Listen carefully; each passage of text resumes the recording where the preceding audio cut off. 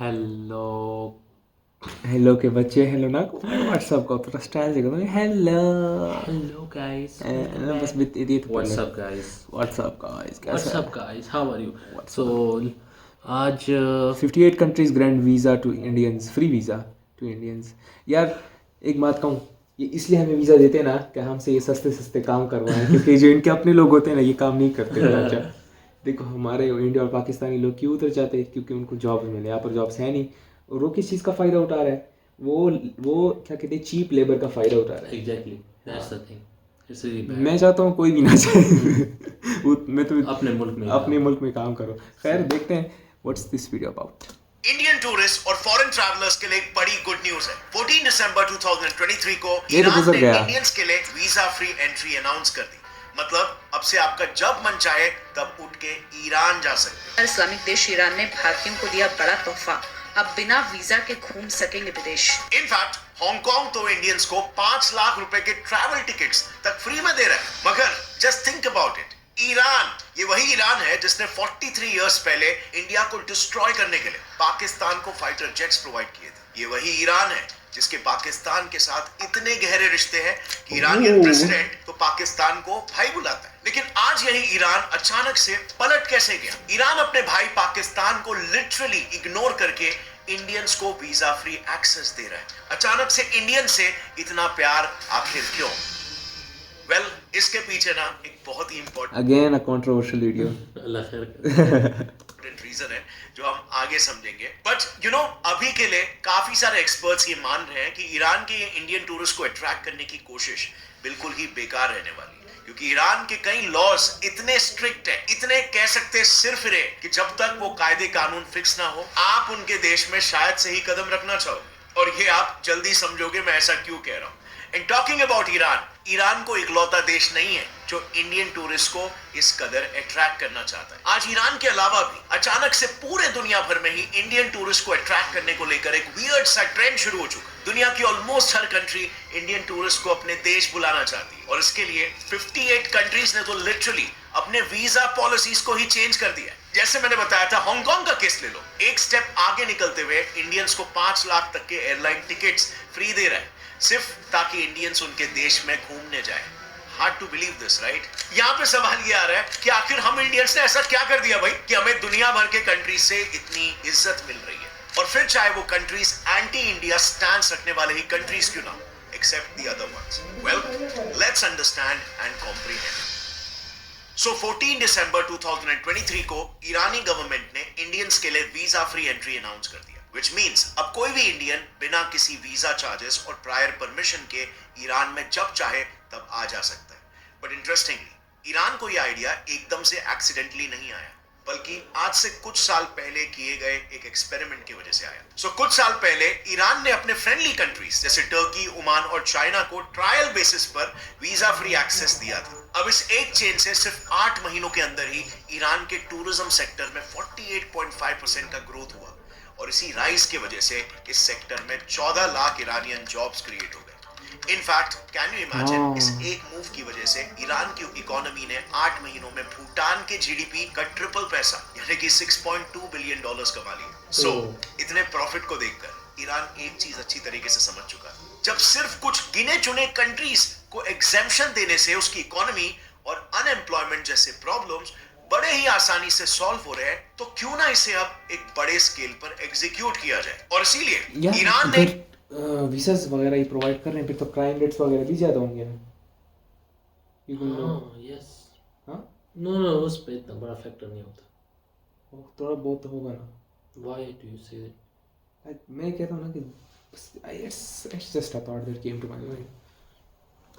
India को तो visa exemption दिया ही, पर इंडिया के साथ 33 और कंट्रीज को भी वीजा एक्सेम्पशंस दिए। अब यहाँ पर नोट करने वाली बात तो ये है कि यहाँ पर मालदीव जैसे छोटे कंट्रीज भी शामिल है, बट पाकिस्तान नहीं है। रीजन काफी सिंपल है, क्योंकि पाकिस्तान से काफी इलीगल इमिग्रेंट्स ईरान जाते हैं और फिर वापस लौट के कभी नहीं आते। और इस समस्या को लेकर मर जाते हैं कि वापस आते हैं? नहीं, वो उधर स्टे कर लेते हैं, आप उनको जॉब मिल जाती है इस तरह।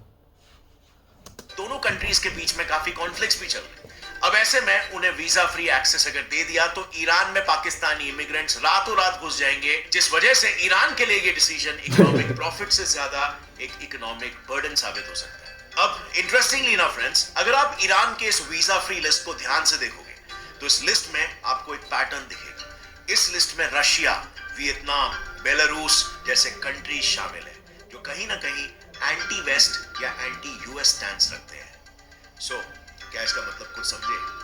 ईरान एक तीर से दो शिकार करने की कोशिश कर रहा है। पहला निशाना ईरान का है अपने कंट्री को ग्रो करना, वहां की इकोनॉमी को बूस्ट देना, वहां पे एम्प्लॉयमेंट क्रिएट करना।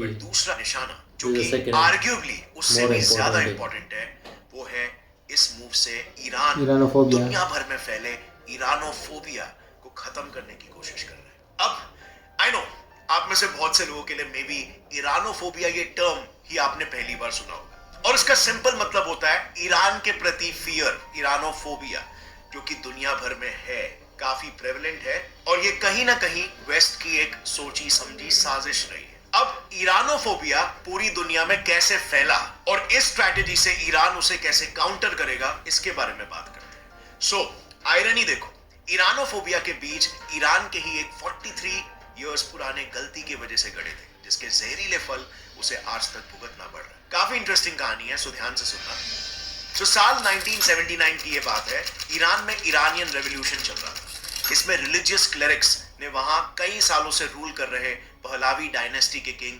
मोहम्मद रजा पहलावी को गद्दी से हटा दिया था, क्योंकि उनकी आइडियोलॉजी काफी लिबरल और डेमोक्रेटिक थी, जो ईरान को इस्लाम से दूर लेकर जा रही थी। सो एक टाइम पे Iran was very liberal and very democratic, but फिर रिलीजियस क्लरिक्स मिलकर उन्होंने रिलीजन से पावर निकाला, बुक से पावर डिराइव किया और इस इतने अच्छे रिजीम को हटा दिया। अब उनके जगह पर फिर एक बहुत ही hardcore radical Islamic preacher Ayatollah Khomeini को ईरान का नया रूलर बना दिया गया। अब क्योंकि खोमेनी की आइडियोलॉजी काफी रेडिकल थी, इसीलिए उन्होंने पावर में आते ही ईरान को एक इस्लामिक रिपब्लिक डिक्लेयर कर दिया। अब जहां पर एक तरफ ईरान में ये हो रहा था, दूसरी तरफ किंग मोहम्मद रजा पहलावी भागकर यूएस के शरणों में चले गए। अब ये ईरान के इतिहास का एक टर्निंग पॉइंट था, क्योंकि इस वजह से आयतुल्ला खोमेनी और बाकी के ईरानियन रेवोल्यूशनरीज को यूएस पर एकदम से गुस्सा आ गया।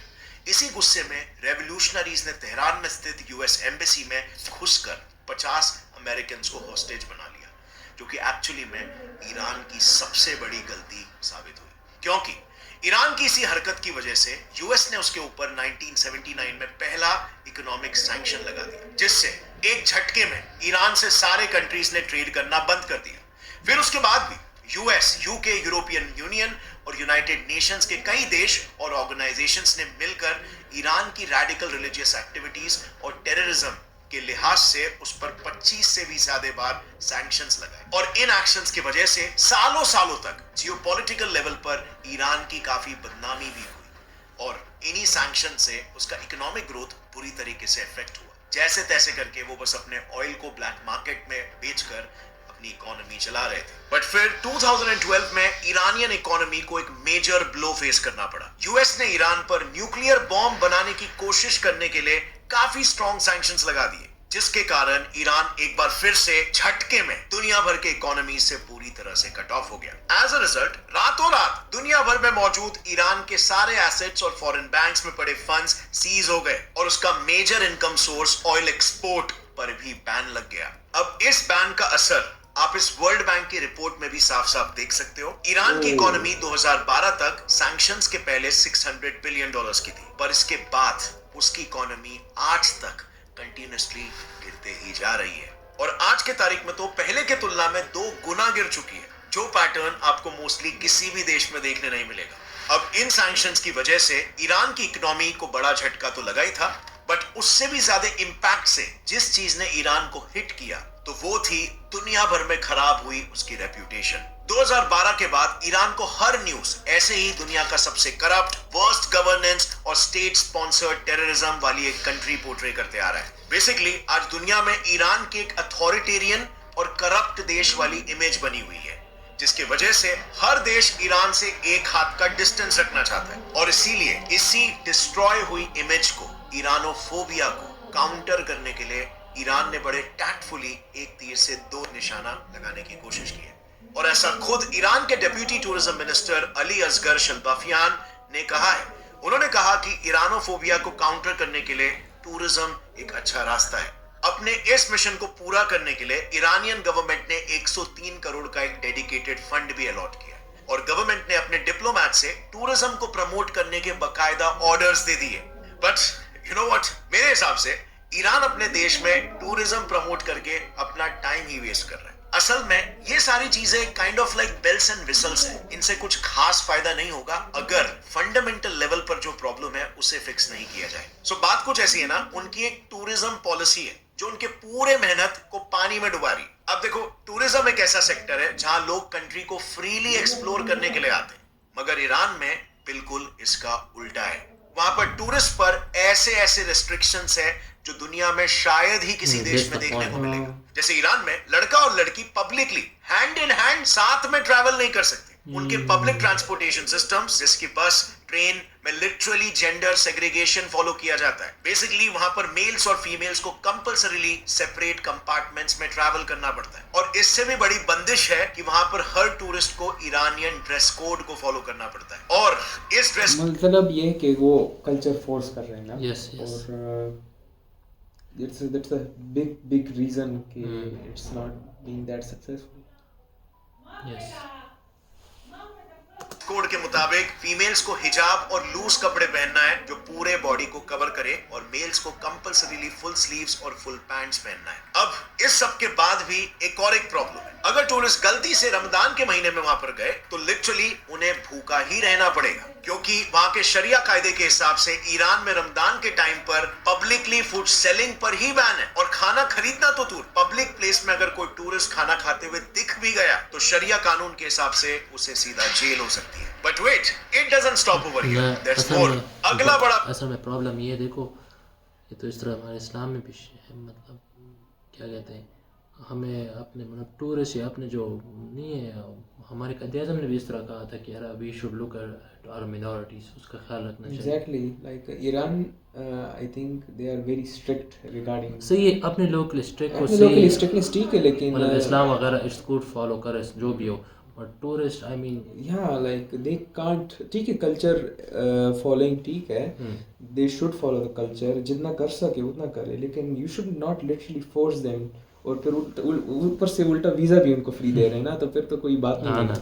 Problem, no debit card, credit cards allowed. Yes, क्योंकि ईरान में वीजा और मास्टर कार्ड जैसे पेमेंट कंपनीज बैंड है। सो इतने सारे रिस्ट्रिक्शन के बाद ईरान में कौन सा ही टूरिस्ट जाना चाहेगा, और इसीलिए कई एक्सपर्ट्स का मानना है कि इन स्ट्रिक्ट पब्लिक पॉलिसीज की वजह से ईरान का टूरिस्ट अट्रैक्ट करने वाला सपना सिर्फ एक सपना ही रह जाने वाला है। एंड मोस्ट इंपॉर्टेंटली ईरान के लिए सबसे बड़ा सेटबैक यही होगा कि वो इंडियन टूरिस्ट, जिन्हें इस समय किंग ऑफ टूरिज्म कहा जा रहा है, उन्हें ही सबसे पहले खोएंगे। आज इंडियन टूरिस्ट दुनिया के लिए इतने इंपॉर्टेंट हो चुके हैं कि यूएई ने इंडियंस को अट्रैक्ट करने के लिए वीजा ऑन अराइवल यानी कि यूएई पहुंचने के बाद वीजा निकालने की फैसिलिटी अवेल करवा दी है, जबकि आमतौर पर बाकी देशों के सिटीजन्स को एंट्री के पहले वीजा लेना पड़ता है। अब इंडियंस का यूएई टूरिज्म के लिए इंपॉर्टेंस को आप इससे समझ सकते हैं कि खुद उनके टूरिज्म डिपार्टमेंट के हेड ने ये कह दिया है कि इंडिया दुबई के लिए नंबर 1 टूरिज्म मार्केट है। और ये सब एग्जांपल्स तो आप छोड़ो, क्या आप ये बिलीव करोगे कि इंडियन टूरिस्ट ने तो कई देशों की इकोनॉमी को कोलैप्स होने से तक बचा दिया है। जैसे फॉर एग्जांपल मालदीव्स, इंडियंस